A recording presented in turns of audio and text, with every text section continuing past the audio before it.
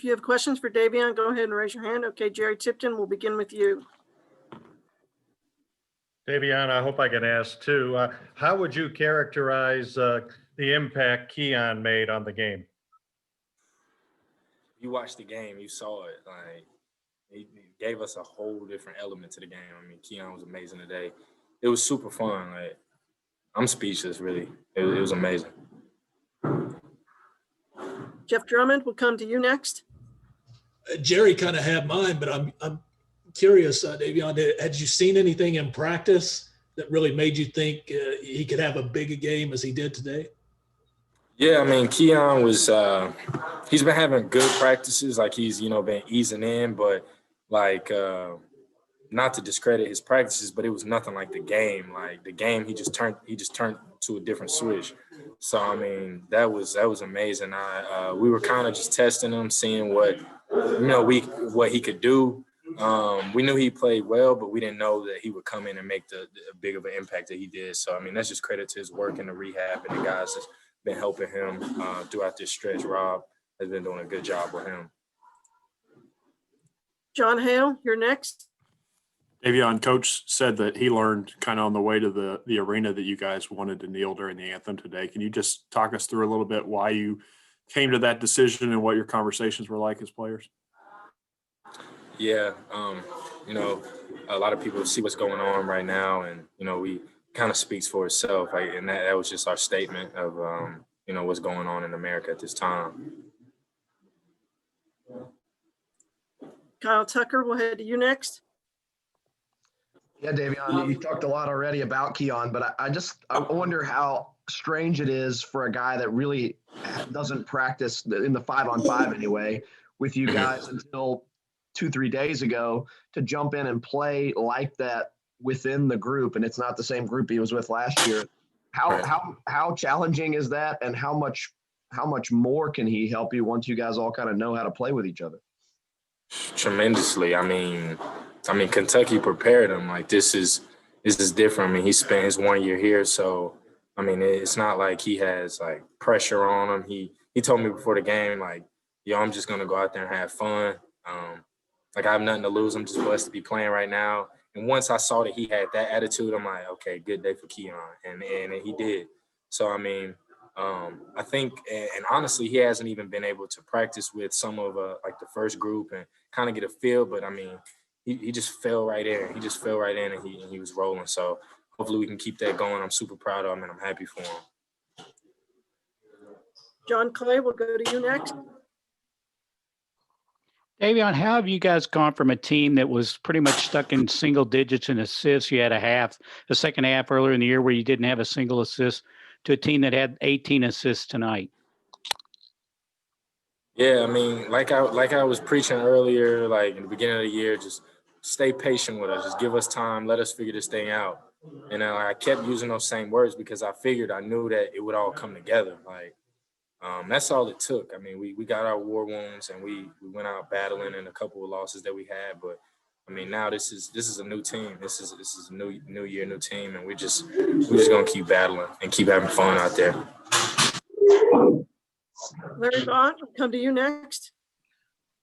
Yeah, Davion, could you just talk a little bit about, was it just because Keon's in the game and what he could bring maybe from a leadership point on the court that it seemed like everybody played well? Was that just a coincidence, or do you attribute a lot of that to Keon as well? Yeah, I mean, I attribute it to, the focus that the guys have had throughout practice. I attribute it to the game plan that the coaches have, prepared for us, a lot of film, like they've really been keying in. And then, of course, I mean, Keon Brooks makes an impact on this team, and it was huge. And so, yeah, I mean, with him being out there, it just makes, everything much easier. And, you do have another leader out there, someone who's been through the rain, knowing what they're doing. And, it kind of gave me a comfort just being out there when I passed him the ball. I'm like, oh, God, that's Keon. Okay, he's about to do something good with it. And, it just is what it is right now. Chris Leach, we'll come to you next.